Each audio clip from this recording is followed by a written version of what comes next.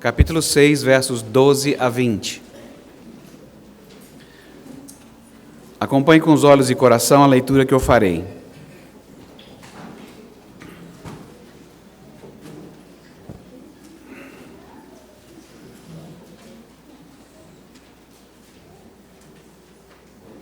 A palavra de Deus diz assim: Todas as coisas me são lícitas, mas nem todas convêm. Todas as coisas me são lícitas, mas eu não me deixarei dominar por nenhuma delas. Os alimentos são para o estômago e o estômago para os alimentos, mas Deus destruirá tanto estes como aquele. Porém, o corpo não é para impureza, mas para o Senhor, e o Senhor para o corpo. Deus ressuscitou o Senhor e também nos ressuscitará a nós pelo seu poder.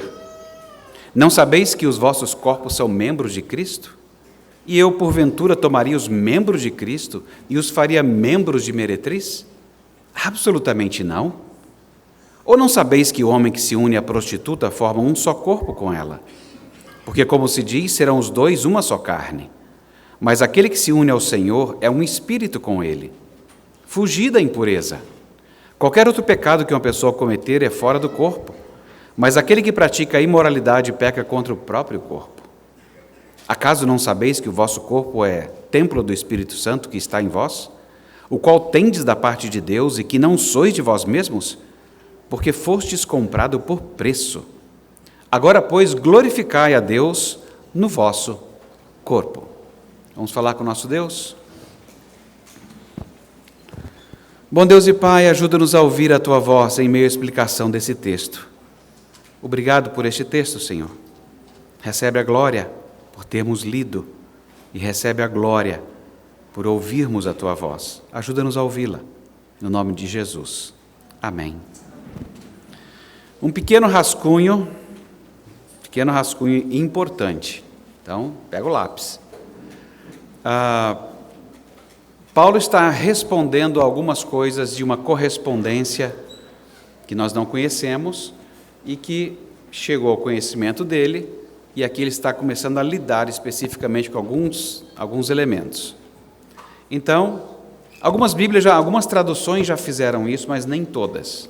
Mas só para ficar claro, entre aspas, todas as coisas me são lícitas, nas duas vezes, eu abro aspas para dizer, isso é uma coisa que os coríntios estão dizendo.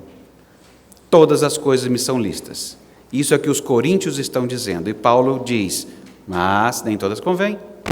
E depois, mas eu não me deixarei dominar por nenhuma delas. Depois os coríntios dizem, abre aspas, os alimentos são para o estômago para os alimentos, mas Deus destruirá tanto estes como aquele.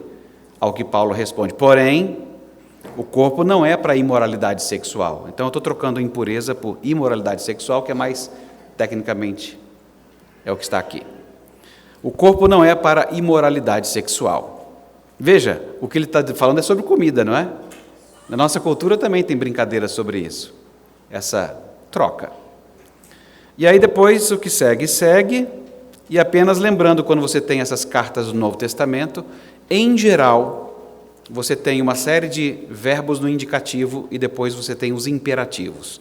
Então, primeiro Deus orienta você o que fazer, para depois demandar de você o que você deve realizar com clareza.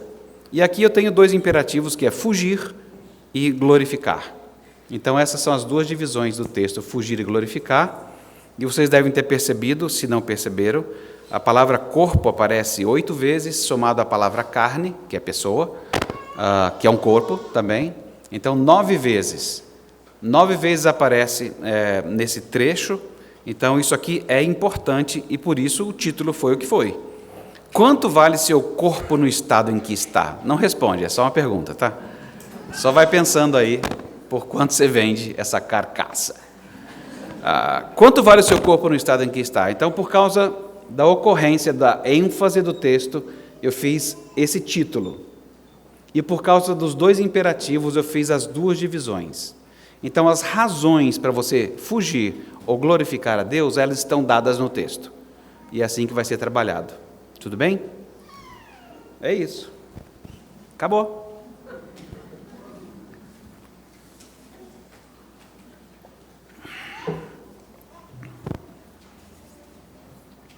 Ok. Perguntar de novo, quanto é que vale o seu corpo no estado em que está? Não responda, é só uma pergunta assim para você pensar. Quanto vale o seu corpo no estado em que está? Dá medo mesmo de perguntar, porque talvez os negociadores de órgãos tenham alguns números. Talvez você peça R$100 e que paguem o enterro. Não sei. Talvez você jogue lá embaixo. Ou então você fala assim, não, a carcaça está muito boa. É em bom estado. É antigo, mas em bom estado. O valor do corpo nem sempre foi interpretado do mesmo jeito socialmente. Cada sociedade adota de tempos em tempos um jeito de valorizar o corpo. E esse valor pode ser interpretado de diversas maneiras. Algumas pessoas veem no corpo apenas valor biológico, como é um recipiente físico que abriga e sustenta a nossa vida. Para estes, tudo que ajude o corpo a realizar suas funções de maneira otimizada, melhor.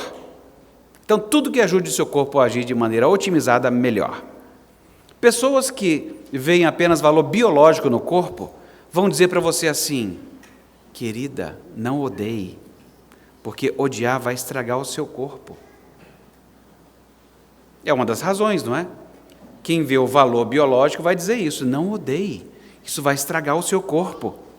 Ou seja, o destaque nessa abordagem está sempre na aparência, na saúde física. Mas tem outros que percebem o valor do corpo como um valor psicológico, como algo ligado ao nosso senso de identidade pessoal. O corpo teria a ver com a estética e saúde, porque a nossa aparência física e as nossas habilidades, elas podem ter impacto significativo no bem-estar geral. Aí o destaque aqui, então, vai para a saúde física e mental, e o foco vai para a academia, para a estética, para a harmonização, para a dieta, Tai Chi Chuan, alguma coisa por aí. Outras pessoas vão adotar o valor do corpo como um valor cultural. Afinal, o corpo pode realmente ter vários significados e valores culturais. Certos nichos privilegiam a beleza física, outros a força física, outros a resistência. Quem estiver mais inclinado a adotar o valor cultural local, vai se conformar com os ritos da sua época, eles vão aparecer. Então, podem ser tatuagens, eu não estou fazendo nenhum juízo de valor, ok? Estou dizendo que culturalmente a gente acaba se irmanando. Podem ser tatuagens, podem ser piercings, podem ser modificações corporais, sabe, desde aquelas do anel no pescoço para esticar o pescoço, porque para aquela cultura era importante, seja para retirar costela para fazer uma cintura, ou plástica para não ter a barriguinha latino-americana, enfim. Existem várias formas de você se encaixar por causa do valor cultural do corpo. Mas será que o corpo é só isso mesmo, um portador da humanidade? É isso. Esse aqui é o portador da humanidade. Os nossos corpos, eles fazem parte de uma experiência humana bem mais ampla. Eles não podem ser reduzidos a meros portadores de humanidade. Cada visão, seja ela física, psicológica ou cultural, cada visão dessa isolada, ou mesmo que seja uma mistura delas, perde de vista que os corpos, eles são entidades complexas, eles são entidades dinâmicas, multifacetadas, e agora, atenção, porque eles foram criados à imagem de Deus. Por isso os corpos são importantes. Nossa existência e identidade pessoal é referenciada em Deus, que formou corpo do pó e soprou a alma. Ou seja, ele fez com isso uma pessoa. Eu sei que é exagero, mas lá vai, uma pessoa humana. E daqui a pouco vocês vão ver por que eu estou chamando de pessoa humana. Então, é impossível separar corpo da pessoa. Pais, vocês que estão com as crianças aqui, vocês já viram o assunto, né? Imoralidade sexual, a gente vai se esbarrar com várias coisas. Eu espero que o sermão te dê subsídio para lidar com esse assunto e lidem com as perguntas do tamanho que elas vierem. Eles não têm uma compreensão ainda tão aprofundada como das bobagens que você tem na sua cabeça adulto. Então responde só o que precisar e vai seguindo a vida. Eu espero que seja subsídio bastante, mas a gente vai lidar com várias coisas interessantes. Ter sido criado à imagem de Deus significa que nós devemos, corpo e alma, refletir o Deus Criador. Com o texto de hoje, Deus nos instrui com fuga e em todo tempo com glória. Essa é a instrução básica. Fugir e em todo tempo glorificar a Deus quando o assunto é o seu e o meu corpo. Nós veremos isso em duas partes. A pergunta, vocês lembram da pergunta, né? Quanto é que você vai cobrar no seu corpo aí? Qual o valor dele? Eu já vou responder, ele vale muito. Essa é a primeira parte. Por isso, fujam da impureza, ou fujam da imoralidade sexual. E a segunda parte será, ele vale muito, glorifiquem a Deus com ele. Então, nas duas coisas, tanto a fuga quanto a glória, a glória de Deus se refere a tantas coisas, mas o nosso texto vai se referir ao uso que você faz do seu corpo, ok? Então é assim que a gente vai começar a primeira parte. Quanto vale seu corpo no estado em que está? Dá até tristeza perguntar isso, né? Fala assim, rapaz, se eu já não soubesse as coisas que você já teve, então vou oferecer 50 e é o que dá. Mas pessoas que você nunca ouviu que teve uma doença, nada, já tem um valorzinho melhor, dá uns 70. Primeira parte, então, vale muito. Fujam da imoralidade sexual. Deus, por intermédio de Paulo, ensina algo bem difícil aqui no verso 18. Vocês vão ver também que a sequência, já que você tem os imperativos no final, eles passam para cima e vão utilizando as partes do texto, ok? Então não vai numa sequência simplinha. Mas é simples também, é tão pequenininho, né? Veja só, verso 18, ele ensina algo bem difícil aqui. Fujam da imoralidade sexual, porque ela traz certas marcas que outros pecados não trazem. Isso é um negócio que você olha e fala assim, uau! Isso não significa, gente, que outros pecados sejam menores ou sejam tratados com menos importância. Afinal, dentre as coisas que Deus detesta, ele já deixou claro na Bíblia, ele detesta orgulho, Deus detesta mentira, Deus detesta a morte de gente inocente, Deus detesta planos perversos, Deus detesta quem tem pressa para fazer o mal, testemunha falsa, e ele abomina quem provoca briga entre amigos. Veja, esse é o mais sério. Ele abomina quem provoca divisão entre amigos. Ou seja, há outros textos na Bíblia que ensinam que as mãos podem estar contaminadas por causa de roubo, assassinato, que a língua pode ser ferramenta para calúnia e perjúrio, e que todo o corpo paga a conta por causa da embriaguez.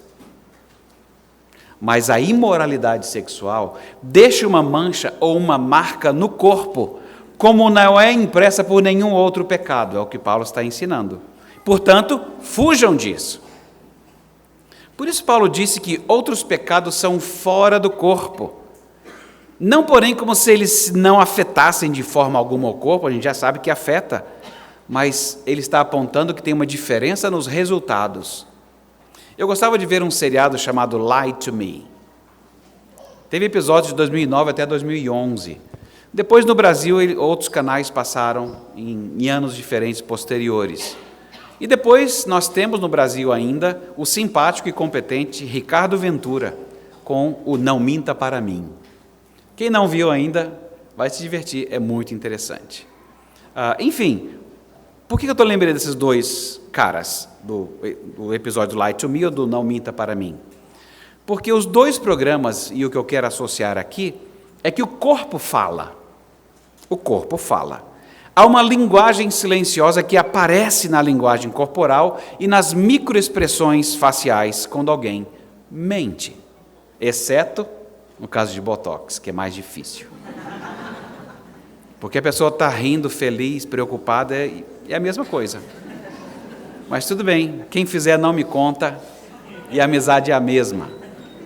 Só é mais difícil, mas não significa que os sinais não vão aparecer. É porque teve alguns casos assim que ele teve que lidar com pessoas que fizeram, e ele falou assim, não é possível que eu não tenha pego isso. Aí ele perguntou a ela. Ah, entendi.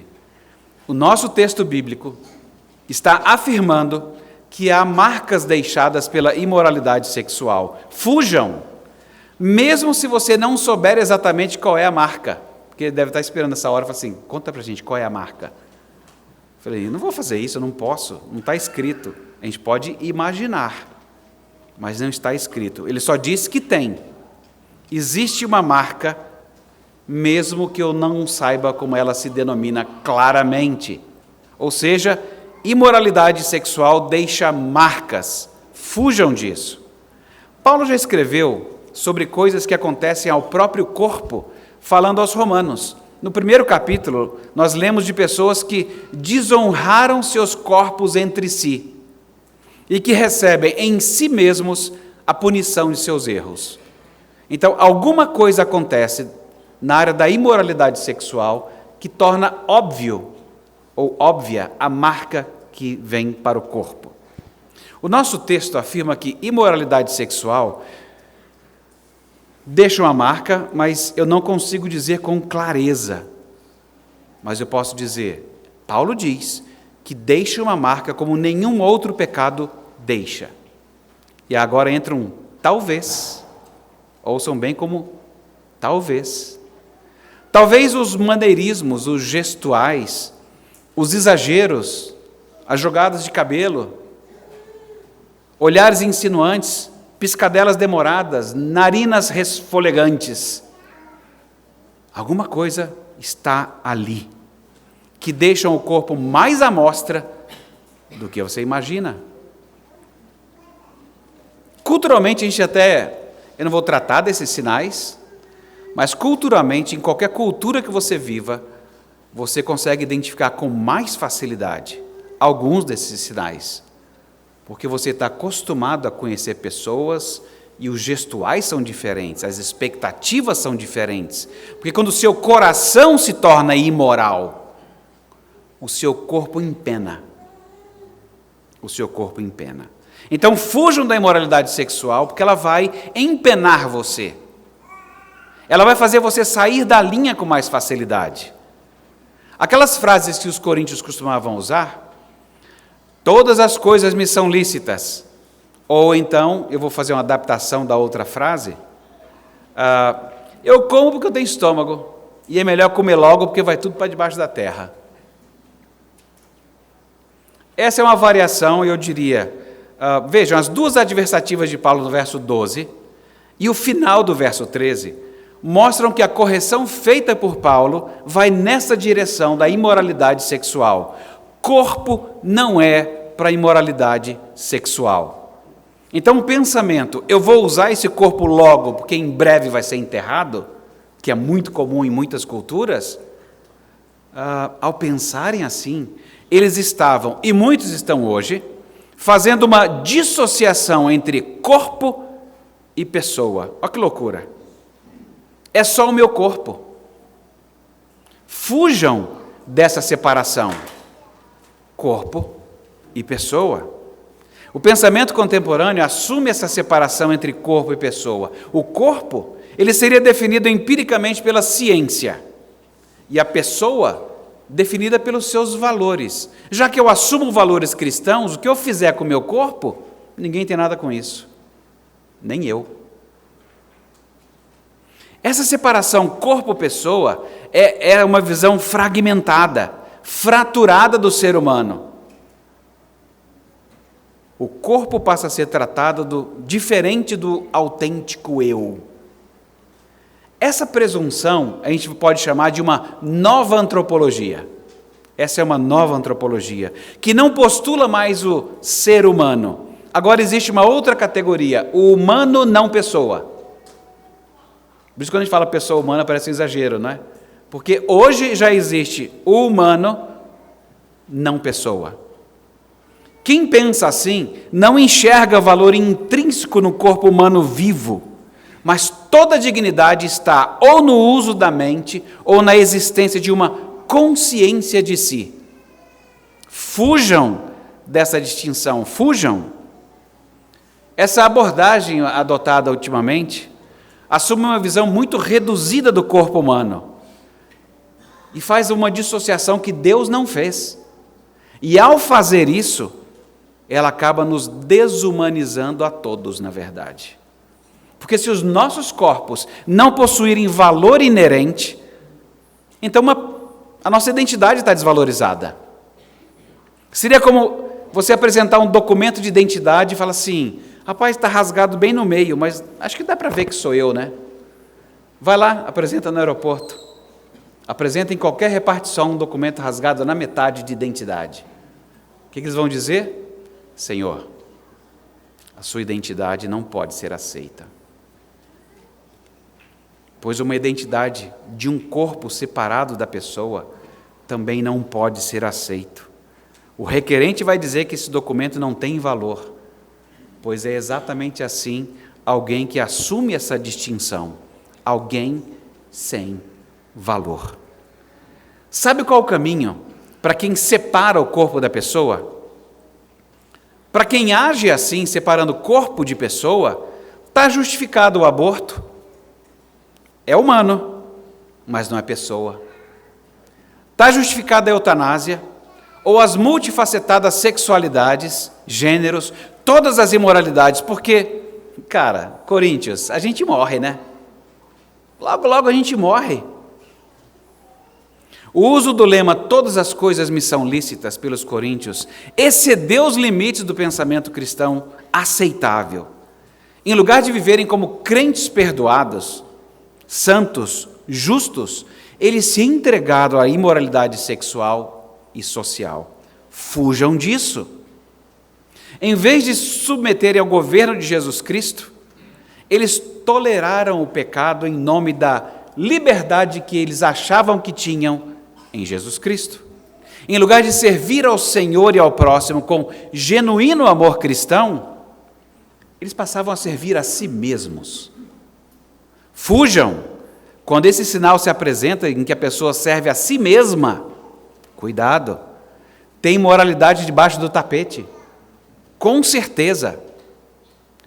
Alguns coríntios livres pensadores, eles pareciam aplicar a expressão "todas as coisas" a literalmente tudo, inclusive aos atos sexuais e imorais. E Paulo rejeitou essa noção de que a expressão pudesse incluir o pecado. Bom, de fugir é disso aí, foge. Mas quanto vale mesmo o seu corpo no estado em que está? A segunda parte é: vale muito. Glorifiquem a Deus com seus corpos. Você e eu precisamos glorificar a Deus com os nossos corpos, porque aconteceram duas coisas no nosso texto. O verso 14 nos conta que Deus ressuscitará nossos corpos. Se eles não fossem importantes, bastava a alminha subir para o céu, está resolvido. Para que o corpo, Senhor? Essa praga. Eu mesmo nem estou cobrando muito por ele. Por que o Senhor acha isso importante? Porque Ele fez. Porque Ele fez e vai ressuscitar nossos corpos. E depois o verso 19 está dizendo: nosso corpo, ele é templo do Espírito Santo. E fomos comprados, nós temos um Senhor. E além disso, tem um terceiro argumento, que são os versos 16 e 17, que nos dão a dimensão desse resgate e habitação divinos. Nós vivemos em aliança com Deus, nós estamos juntos. Não tem lugar para o nosso corpo se casar com qualquer outro.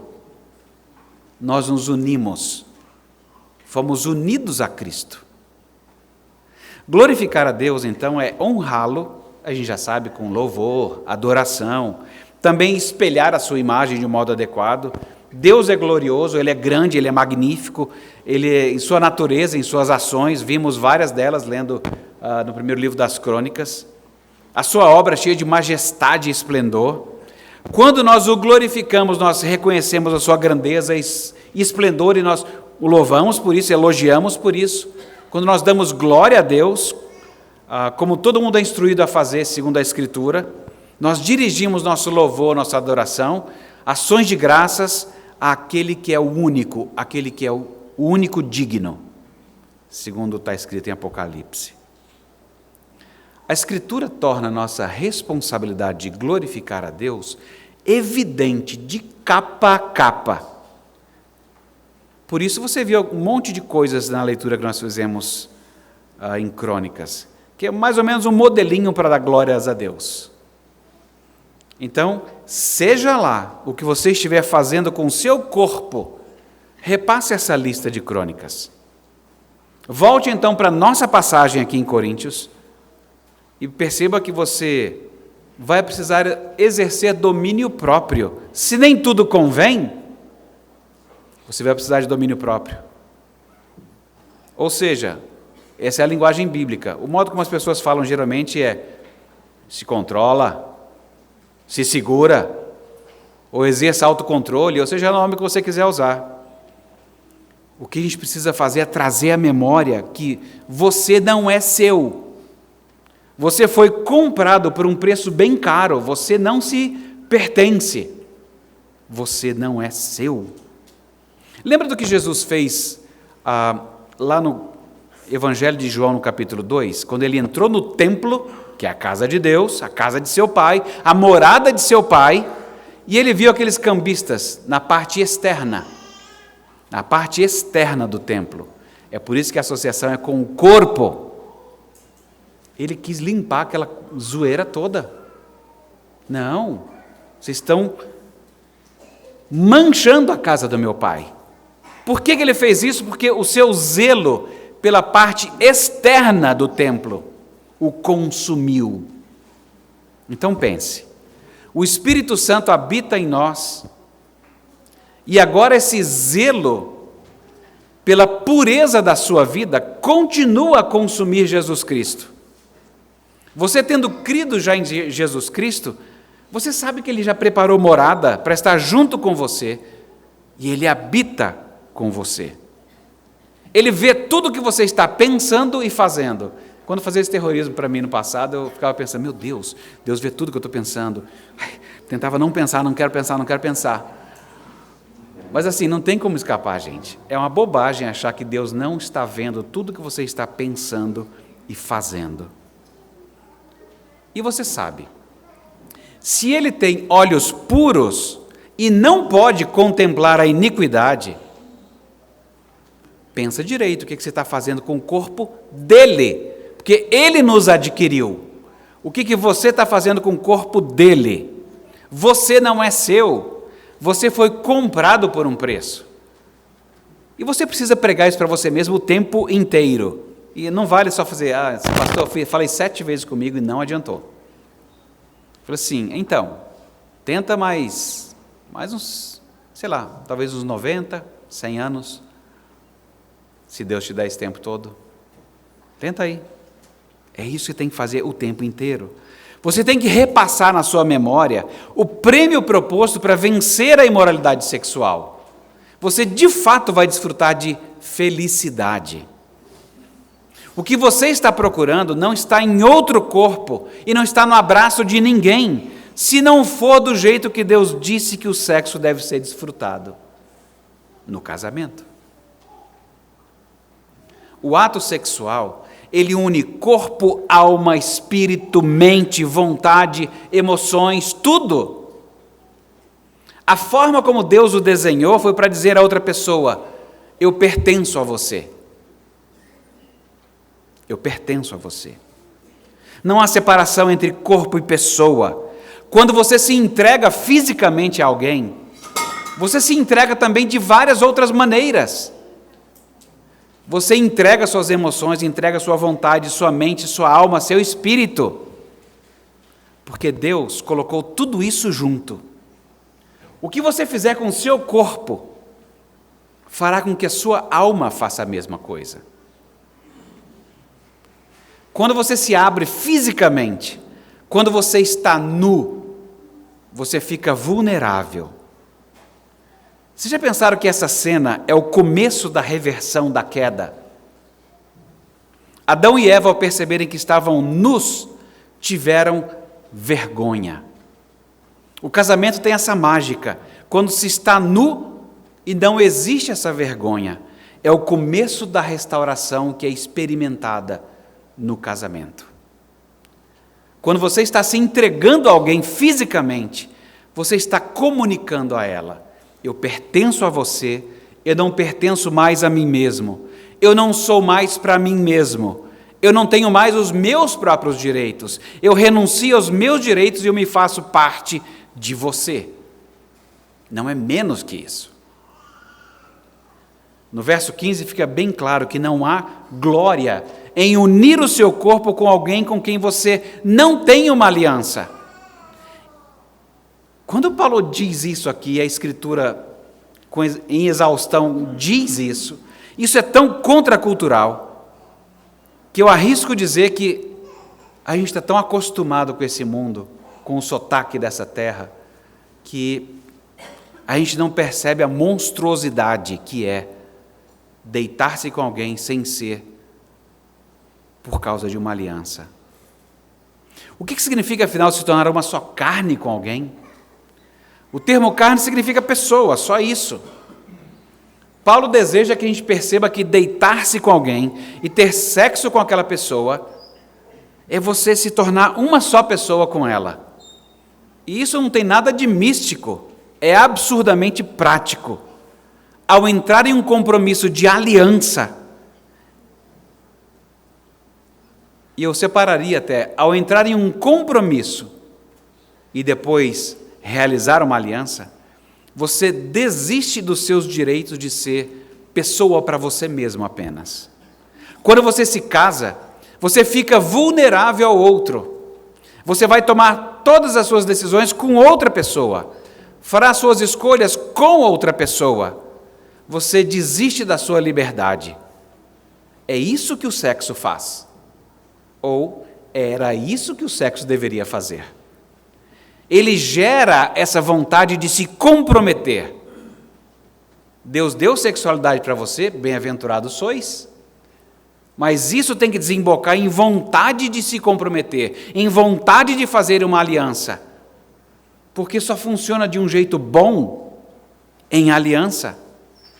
É para essa finalidade que os nossos instintos sexuais, colocados por Deus, nos farão chegar à vontade de se comprometer e entrar em aliança. Então essa história de hoje casa-se mais tarde é uma balela. É uma balela que a gente comprou como igreja. Porque a gente está nesse lugar com um sotaque diferente e você não quer falar um sotaque diferente. Você quer falar o sotaque de todo mundo e esqueceu o sotaque do reino dos céus. E começou a gostar dessa brincadeira. Mas do ponto de vista da Escritura e de Deus, essa sexualidade devia nos empurrar a desejar, me comprometer e entrar em aliança. Considerando que sexualidade já começa a dar bons sinais já na primeira infância, então, há um bom tempo a gente já devia estar sendo preparado para isso. Por isso que as relações sexuais, elas estão restritas ao casamento. Essa aceitação e revelação mútua entre corpos, elas não são atividades para de vez em quando, para um momento. Não, elas são o tecer de uma vida inteira. Cada vez que as relações sexuais acontecerem em encontros casuais, algo dessa natureza que une, que vivifica, que transforma, é destruído. Aquilo que deveria ser de união, transformação e crescimento é destruído. Não dá para separar o seu corpo de você mesmo. Quando você entrega o seu corpo, você entrega todo o seu ser. Quando você é fisicamente um com alguém, sem ser pessoalmente, socialmente, legalmente, e de todas as outras formas um só com alguém, você está violentando algo que deveria andar junto. Pastor Tim Keller segue esse caminho ao dizer que o sexo dado por Deus tem essa inclinação para fazer você querer se entregar a alguém. Por isso, quando alguém quer fazer sexo, mas não quer se casar, o recado é claro. Essa pessoa quer fazer sexo, quer uma unidade física, mas não quer se tornar vulnerável para você, não quer realmente tomar decisões junto com você, não quer ficar preso a você, em outras palavras, essa pessoa está dizendo que ela não te ama o suficiente para entrar em aliança com você.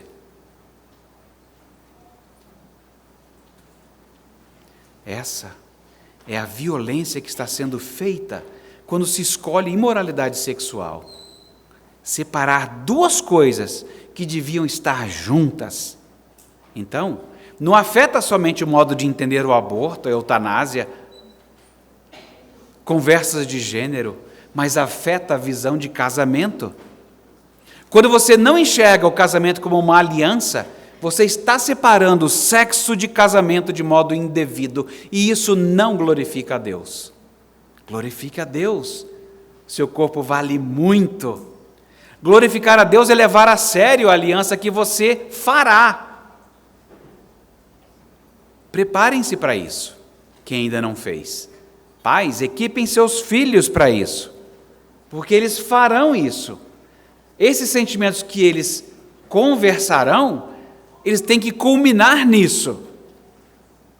Glorificar a Deus é levar a sério a aliança que você já fez. O casamento, ele é uma dessas instâncias, e nessa hora do nosso texto, a instância de testemunhar do Evangelho. É nessa união que você testifica do amor incondicional de Deus. Essa vivência do sexo no casamento é um exercício constante de recriar essa capacidade de confiar totalmente na outra pessoa. Você fica vulnerável de novo. Você se coloca totalmente nos braços do seu cônjuge. E o compromisso da aliança, ele fica palpável. Ele tem forma, ele tem cheiro, ele tem gosto. Mas toda vez que alguém faz sexo fora do casamento, está destruindo esse compromisso que deveria ser benéfico, que vem embutido no kit. A pessoa está destruindo algo que Deus lhe deu, que é mais profundo que qualquer outra coisa nessa galáxia. Permitir que você confie em si mesmo com outra pessoa. A gente tinha que apreciar mais o mistério da Trindade, não é? Deus, o Senhor não fica com ciúme, né? Que Jesus fica aí recebendo todo o nome? Espírito Santo, você não fica chateado de que tudo é Deus ou Jesus Cristo? Relação de aliança é um negócio sério. Essa confiança de estar junto e a gente confia. É quando o seu corpo ganha uma nova dimensão ao se juntar a outro e ainda assim ser um só. Claro, o valor do nosso corpo inclui o biológico, o psicológico e o cultural. Mas ele é mais caro do que tudo isso, mesmo no estado em que está o seu. Porque esse seu corpo ele foi criado à imagem de Deus. E ele ganhou vida para viver em eterna aliança com Ele por intermédio de Cristo, o nosso resgatador. Não é emocionante participar dessa mesa e ouvir de Jesus Cristo: isto é o meu corpo que é partido por vós, para que a gente seja um. Glorifica a Deus com o seu corpo ao participar dessa mesa hoje. Examine-se. E quando você se examinar, você sabe a sujeira que está lá. Mas examine-se, peça perdão e participe para você se apropriar cada vez mais dessa cena maravilhosa. Isto é o meu corpo partido por vocês, para que a gente seja um. Diga no seu íntimo, como a gente lê em Cantares, Ani ledodi vedodi li. É isso que diz em Cantares. Tem gente que usa esse pedacinho em casamento, em convite, não tem? Eu sou do meu amado e ele é meu. Ou numa tradução mais literal, eu sou para o meu amado e meu amado é para mim. Ao participar desses elementos hoje, diga aí no seu íntimo, Ali ledodi, vedodi li. Era assim que Salomão era chamado, né? Gedidias, esse didi, ledodi, é o amado. Participe dessa mesa agora sim. Eu sou do meu amado e ele é meu. Transporta isso para a sua vida, que é para isso que é o seu corpo. Você foi comprado. Eu sou do meu amado e ele é meu. Aí sim, você está pronto para usá-lo com outra pessoa em aliança. Vamos falar com o nosso Deus? Bom Deus e Pai, obrigado pela Tua palavra, obrigado pelo valor que o Senhor dá ao nosso corpo, na verdade a tudo que o Senhor fez. Uma pessoa com coisas tão intrincadas, mas que nesse mundo que a gente vive fica tentando nos definir só por pequenas partes, ou psicológica, ou biológica, ou isso ou aquilo, apenas puxando pedaços e despedaçando a nossa identidade. Perdoa-nos, Senhor, quando nós nos fiamos nessas conversas e lidamos com tanta tristeza, com tanta amargura de ter visto a nossa identidade despedaçada, porque não estava referenciada no Senhor. Obrigado por ter nos chamado. Obrigado porque mesmo depois de ter nos chamado, o Senhor continua nos perdoando os pecados. E ajuda-nos, Senhor, para que os nossos corpos glorifiquem o Senhor. Recebe nossa adoração no nome de Jesus. Amém.